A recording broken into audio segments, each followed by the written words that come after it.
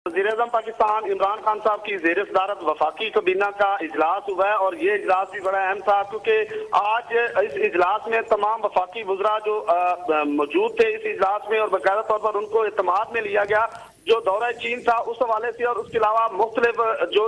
पाकिस्तान की मजमूई सूरत हाल है उस पर भी बात की गई और जो कौमी सलामती कमेटी के इजलास में जो मामला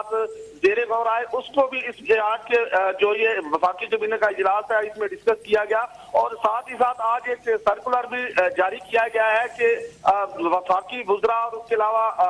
जो सेक्रेटरीज, एडिशनल सेक्रेटरीज और बड़े ओहदेदारान जो मिनिस्ट्रीज में बैठे हुए उनके सरकारी इलाज के हवाले से एक सर्कुलर भी जो है वो भेजा गया है जिसमें कहा गया है कि बैरून मुल्क कोई भी इलाज नहीं करवा सकेंगे और इमरान खान साहब की किफायत शारी जो मुहिम है उसमें अमल दरामद करवाया जा रहा है। आज इस वफाकी काबीना के इजलास में बहुत अहम फैसले भी किए गए लेकिन उनमें ये जो सरकारी मराहत के हवाले से खासकर इलाज के हवाले से जो है वो बड़ा अहम फैसला सामने आया है। तो आज ये बड़ा अहम इजलास था जो थोड़ी देर पहले मुकम्मल हुआ है। तकरीबन ये 2 से 2.5 घंटे तक ये इजलास जारी रहा जिसकी सदारत वज़ीर-ए-आज़म पाकिस्तान इमरान खान साहब ने की और आज इसी हवाले से